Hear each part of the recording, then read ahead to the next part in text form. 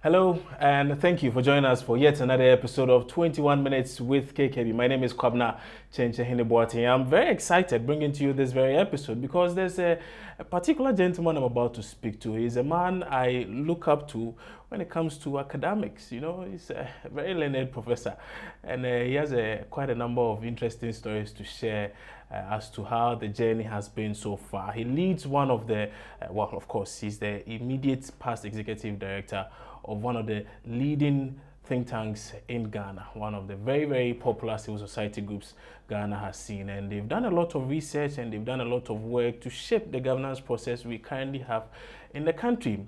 I return from this break to introduce to you my guests for today. Stay with us.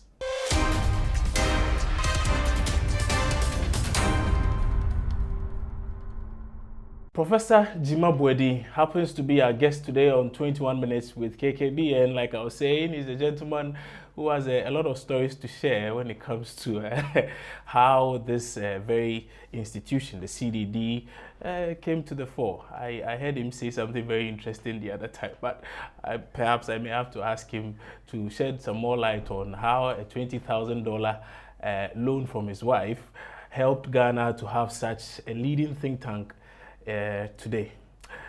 Prof, good afternoon and good afternoon. Thank you for this opportunity. It's good to see you, as always. You know, good to see you too. Great. I was talking about a $20,000 loan. You said you repaid it. Oh, yeah, we repaid it long ago. But a lot of people may not know about that story, and a lot of people indeed may not know about the story of CDD. It's been 20 years of solid thinking, researching, and coming up with policies and things that have inadvertently shaped a lot of the things politicians do in the country. How has the journey been so far? Well, first of all, I disagree with the term inadvertent. Everything we have done here has been advertent. Okay. It had been deliberate. We set out to make a certain contribution to Ghana's democratic development and governance. So nothing that has happened real here. So it's a planned course. You've stayed the course yes. for 20 years. Yes. I know it will be difficult, particularly looking back 20 years. I'm not sure we had such a democratic system in the country.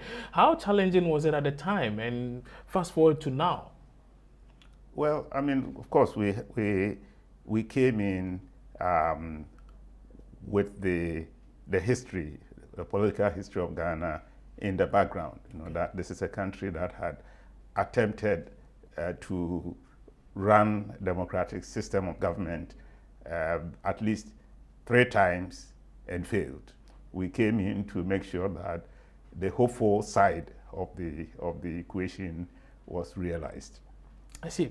So you've done a lot of research in Ghana and outside Ghana for a long time. So let's say in 20 years. I want us to focus on Ghana, for instance.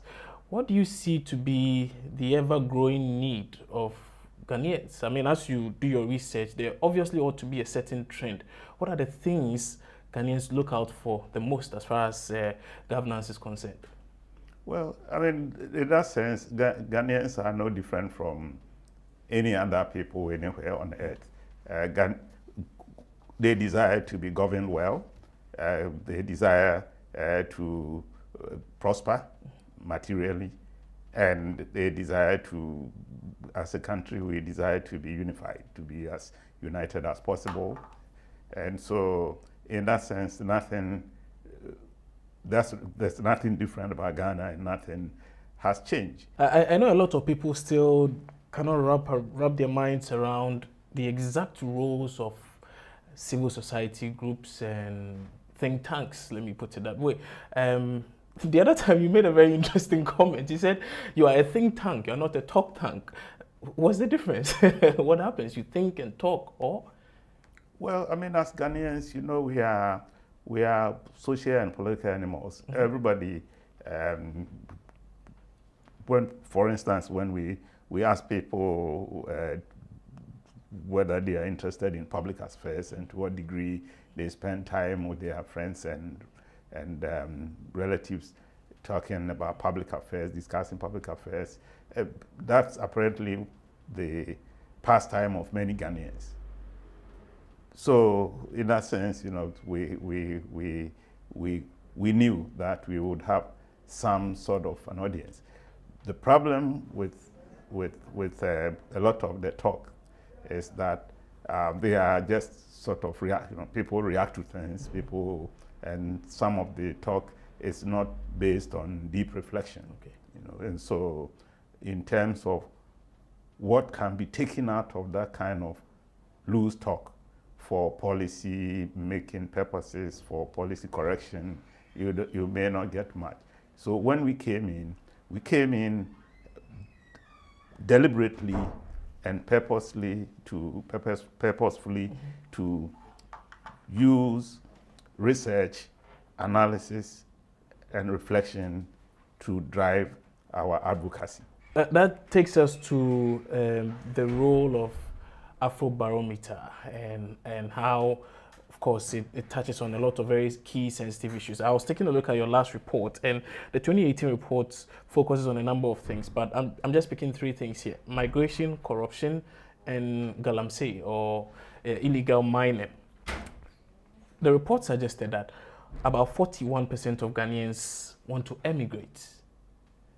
And when I look at that report and I look at the statistics it gives here, I wonder if successive governments have done enough to, should I say, deter people or give people reason to stay in this country.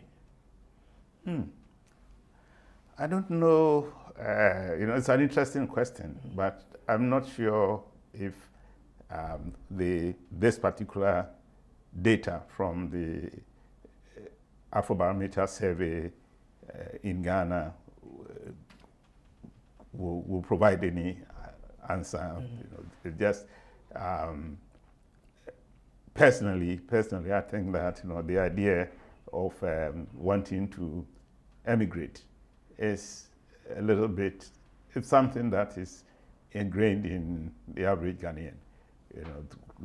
I don't know about you, but I grew up in a village, and the sense was that this is no place for you to stay for the rest of your life. We should aim to get to Accra or Kumasi or Koforidua or some place that was more urbanized. And then, of course, when I got a chance to come to Accra, it didn't take long for me to decide that I have to go somewhere. I think the idea of travel is quite ingrained in us. I don't know how, but at least for my generation, that was generally the idea. So that in itself, this statistic in itself may not tell you much. I think we shouldn't forget that our first president himself was stowed away to go and study in America. You shouldn't forget that Tete Kwashi, who brought cocoa to Ghana, was an immigrant. Yeah.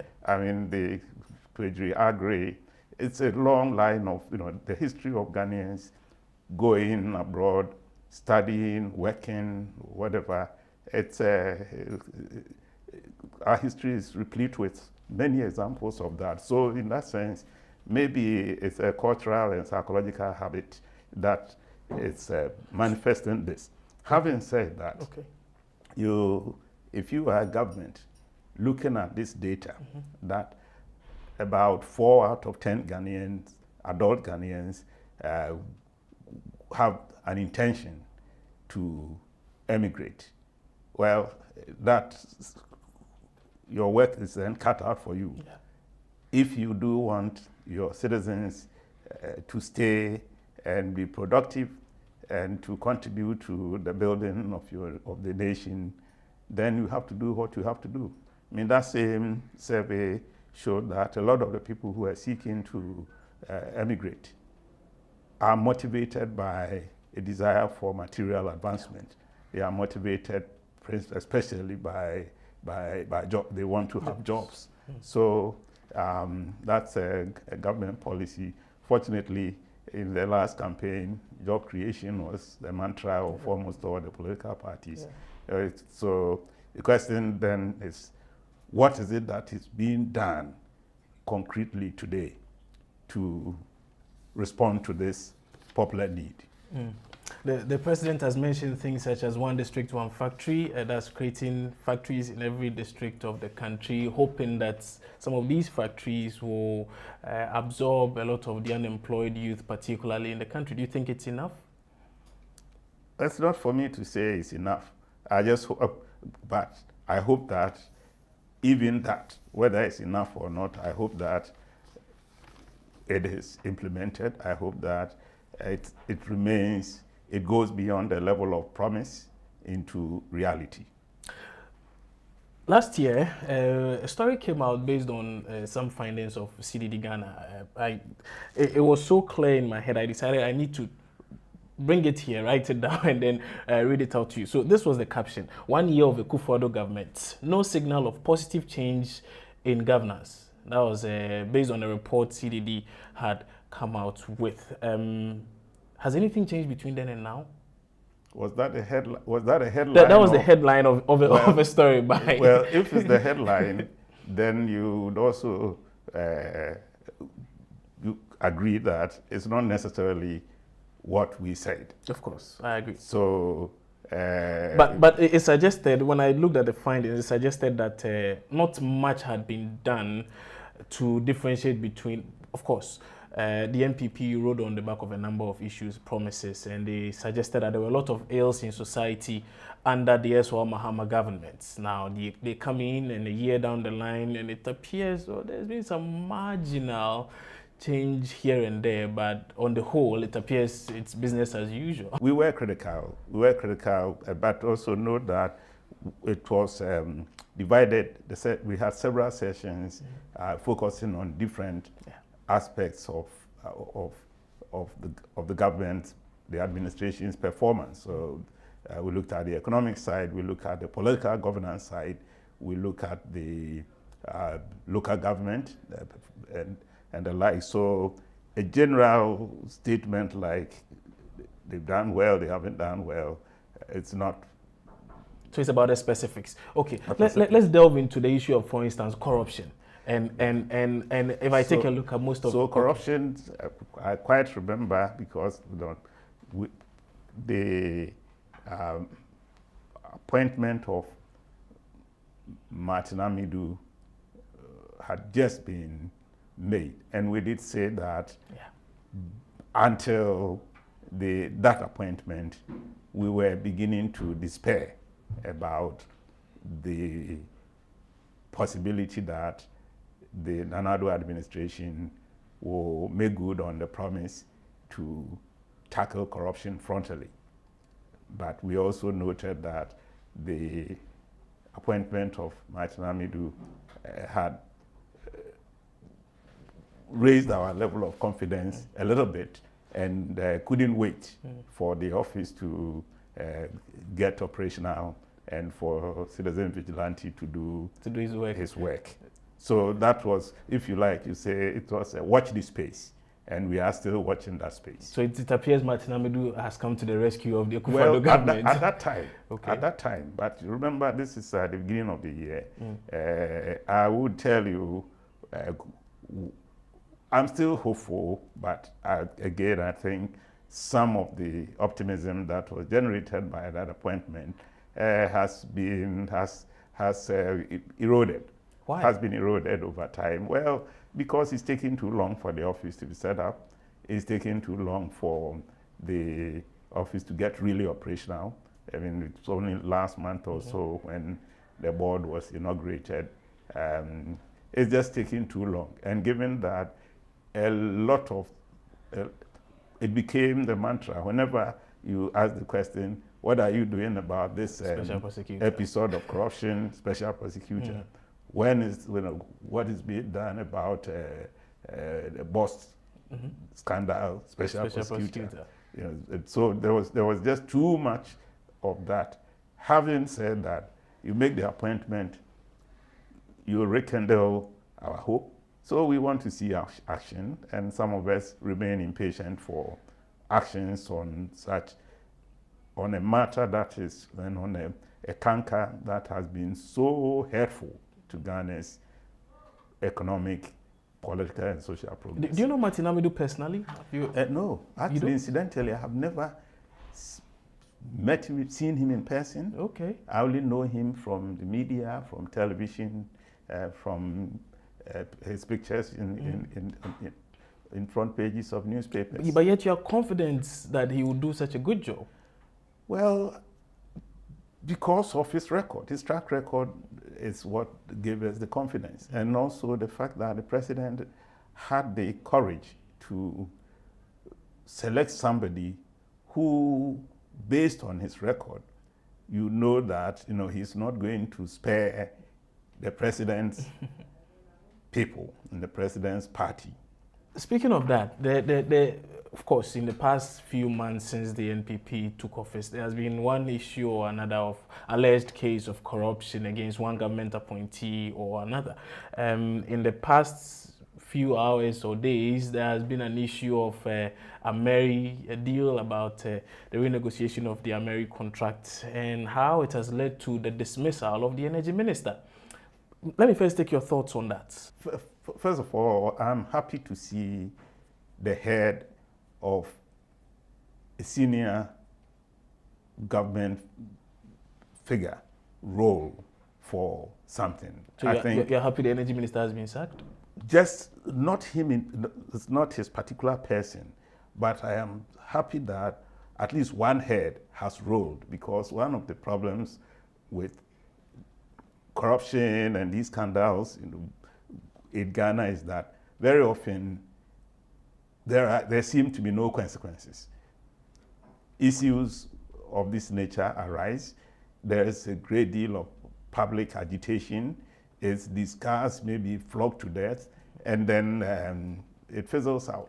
Then it's back to business as usual. And that it is this sort of development that will make other public officials sit up and know that there may be consequences for their actions and inactions. There may be consequences for misdeeds. There may be consequences for mismanagement. There may be consequences for corruption. So at that level, I see this as a very positive side thing. I don't know the details of the matter, but this is definitely the head that was wearing the crown, and it must take a fall for things that go wrong in that realm. Some are saying the president himself needs to also take the fall, because at a point in time we are told that, well, he mentioned somewhere that he was misled. So if you're a leader and you are saying that, I was misled, is that not an indictment on your leadership? Well, it may be something of an indictment, but I don't know if it's an indictment to the level that should lead to a resignation. But we wait for more details and more developments. Who knows? Maybe the minister knows something that we don't know. That if he tells us about it, and if it suggests that the president was not misled, or the president is misleading the nation, well, we will make the right call as well. But for now, I think that the president has made the right decision in terms of saying that the person who was in charge, that I placed in charge of this business, has disappointed me and has misled me, and he must go. Should the special prosecutor go into this issue?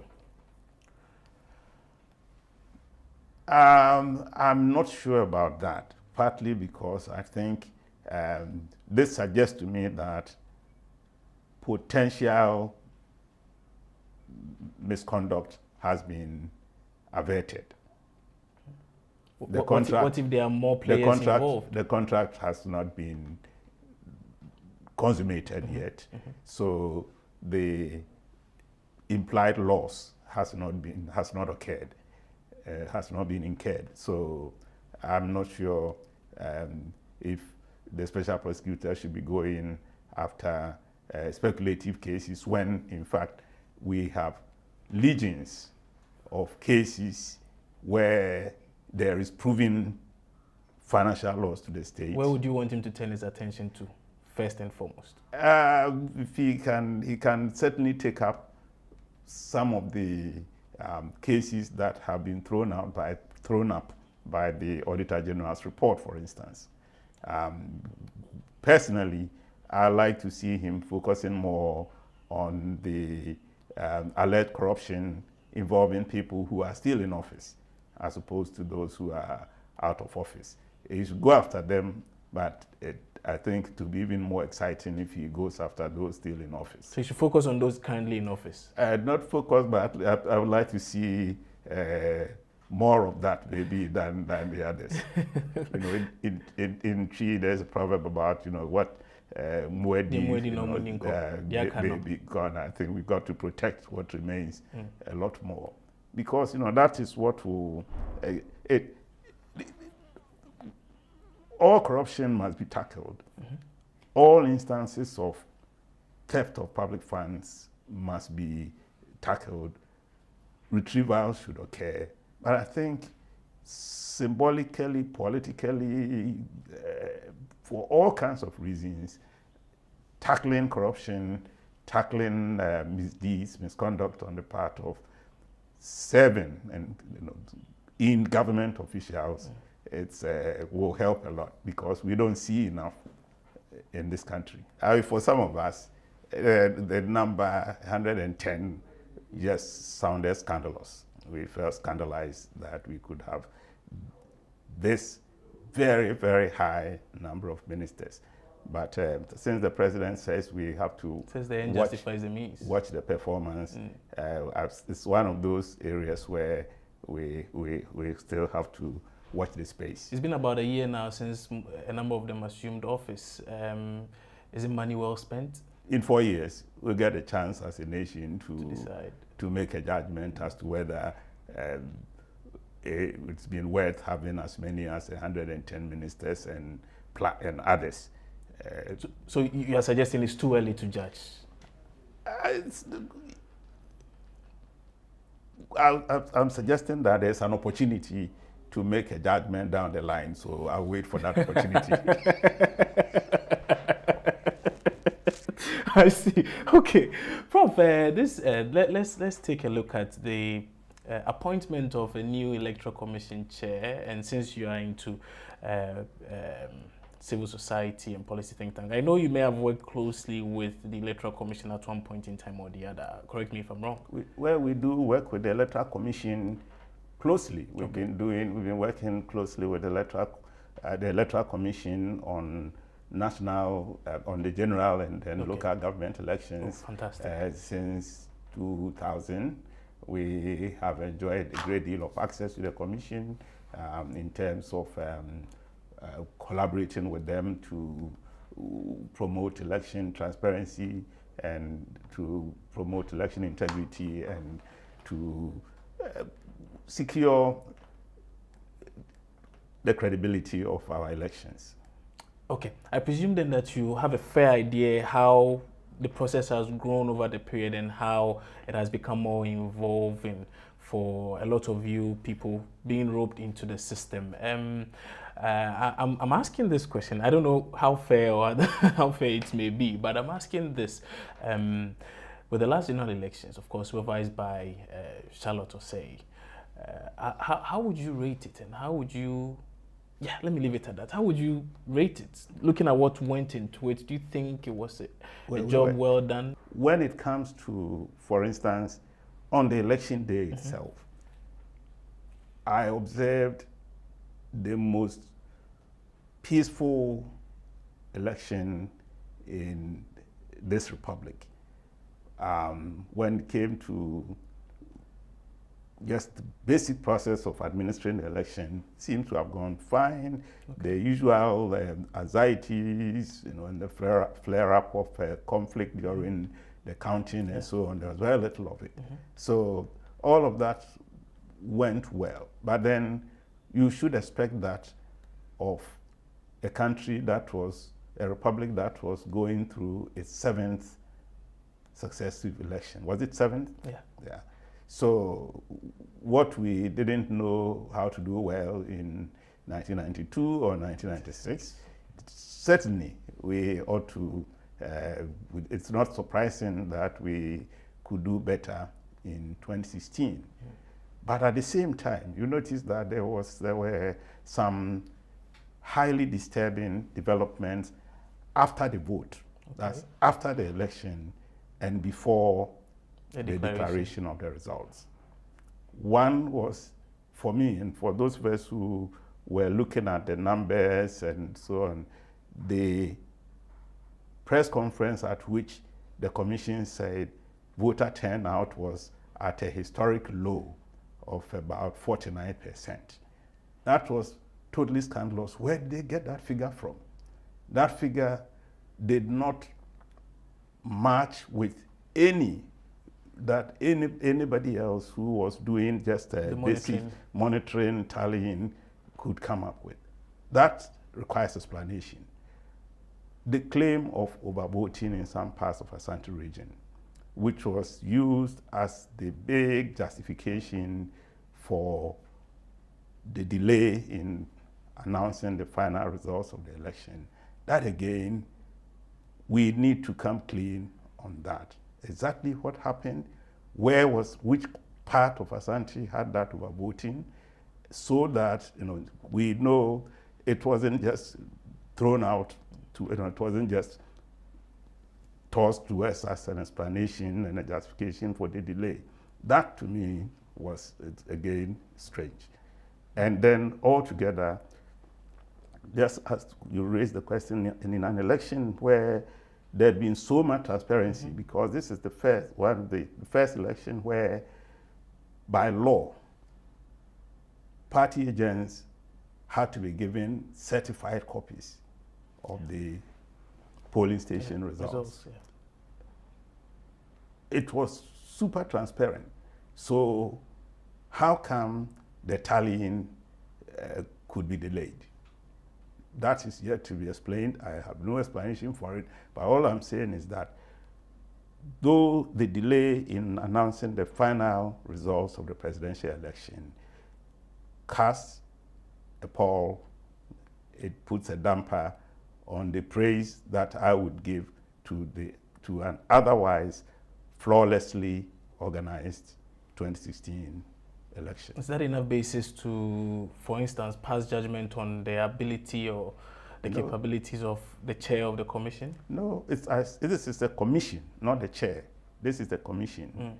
Everything I'm saying is about the commission. Because an institution, the institutional memory it has been building up from 1992 ought to have reflected in the declaration of the results of this election as well. And to my mind, it did not. The Electoral Commission chair was dismissed, and one of the reasons cited was incompetence. Would you go as far as suggesting that perhaps she may have been negligent in the discharge of her duties? No, but no, I won't be able to say that but I have read the report of the panel of the committee that heard the petitioners, the Chief Justice and Committee, heard the respondents and all, the Chief Justice Committee, and the kinds of things for which the former commissioner, the former chairman of the commission was indicted. Those indictments are very heavy. And on that basis, I think that the dismissal was completely on point. That you engage in procurement violations of that magnitude, that you do sole sourcing of that magnitude, that you make unilateral decisions in matters like this when you are talking about a commission. Anybody who says those are not egregious enough and are not enough grounds for removing a public official at that level of responsibility should come again. How then do you see the new EC chair performing? And of course, he has a few deputies now, Dr. Bosman Asari and a few others coming in with her. Having about what, 4 new people coming to take over the realms of leadership at the commission, is it not likely to have any effect on the performance of the commission, particularly seeing the things lined up, the number of activities you're supposed to do between now and 2020 when the next elections come off? I don't know. First of all, the new chair is not new to elections, even though she has not been involved in elections from that vantage. Yeah, that's Madame Gyimah-Boadi. Madame Gyimah-Boadi is not new to Ghanaian elections. So, and also, mind you that these commissioners are presiding over an institution. And so, the institution does have professionals. And some of those professionals have been running the elections, and they've been helping, providing technical assistance to other countries and so on. Okay. Fortunately for them, they also have, as one of the deputy commissioner in charge of operations, it's a veteran of the commission, okay, an experienced technical hand.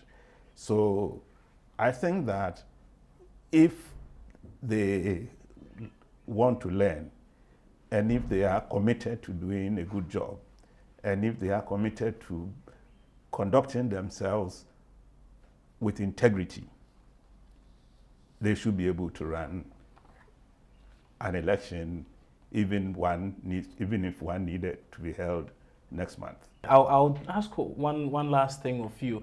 It has been a difficult 20-year period for you setting up one of the most credible institutions. Personally, I really have to congratulate you. One of the most credible policy think tanks Ghana has ever seen. And oftentimes when I read some of your publications and your reports, and like, I am very, very, very inspired by them. You've stayed consistent. You've stayed very, very optimistic and very, how do I put that, critical. As and when you're supposed to be. It's been 20 years under your leadership, and you saw all of this happen. You're moving on now, and you've handed over to another very brilliant man, Professor Kwesi Prempeh. How do you see the next 20 years of the CDD? Well, the first thing to say is that CDD has been successful because of the great pool of human talent that we have. The human resource we have here, it's strong.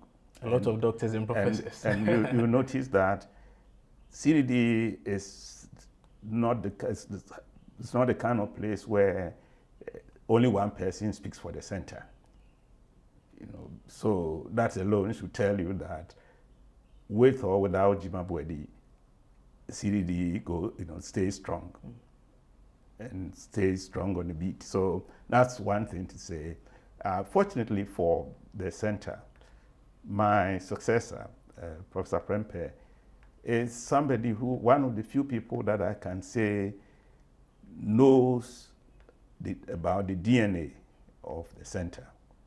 When I started thinking and plotting this center, I was then based in Washington, D.C., in the United States.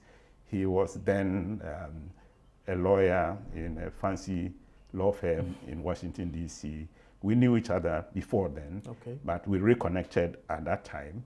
And so he was actually involved in the development of the original blueprints upon which the center was built, including writing the mission statements and all. But he continued. I returned to Ghana in '97. He stayed on, but in the course of the 20 years, he stayed close to the center, first as one of the founding board members to date. And he came down a couple of times to spend his sabbatical with us. He stayed on as an editor, one of the co-editors of the flagship magazine we used to run called the Democracy Watch. He's been involved in some of our seminars, led some of them, and so on. So it's lucky to get somebody replacing me who comes with formidable, sterling credentials and experience from elsewhere, but who is also steeped in the work and the aspirations of the institution. So in that case, it's a double win for the center. And with this kind of background, I have no doubt at all that the institution will grow from strength to strength and certainly do much better than we were able to do in our time. But you're staying on as Executive Director of the Afrobarometer. What more do we expect from there? We're going strong. We are about to complete the 7th round of our surveys, covering about 34 countries. We will, in the next few months, begin to release the cross-country findings, what we call the continental findings. We'll be releasing them in segments and by topics over the next few months. And then early part of next year, we will embark on the 8th round of the survey. Wow. Fantastic. Prof, many thanks for your time. You're most welcome. Today on 21 Minutes with KKB. I've really enjoyed this. I've really enjoyed this. You're most welcome. I'm sorry that you didn't talk too much about CDD and more about national things, which are my opinions. I mean, it's okay. It's okay. But it's been a really interesting conversation, and we look forward to seeing you soon. Hopefully on other issues. You don't really speak so much on a lot of the things, but perhaps maybe now that you have some time. Oh, no. Time has. I thought I was going to have a lot of time, but actually, for now, not, because it's the Afrobarometer is a big enterprise, a big undertaking. So maybe give me a year or so when I would have phased out of the Afrobarometer. Then I'll be available at your beck and call anytime you want me to. Of course. Talk Prof, to thank you. you. I'll be happy. But for now, really, thanks for the opportunity. It's been a pleasure talking to you. Sure, thank you. Thank you once again. And we wish you well. And Professor Gyimah-Boadi has been our guest on 21 Minutes with KKB. He's the immediate past Executive Director of one of the leading policy think tanks, civil society groups in Ghana, currently the Center for Democratic Development Ghana. Well, he's left the scene now. He's handed over to Professor H. Kwesi Prempeh, whom we hope to also speak to in one of our next episodes. So do watch out for that as well. My name is Gyimah-Boadi. I'm very grateful you made time to join us for this episode. I'll see you soon, hopefully with another guest you're expecting.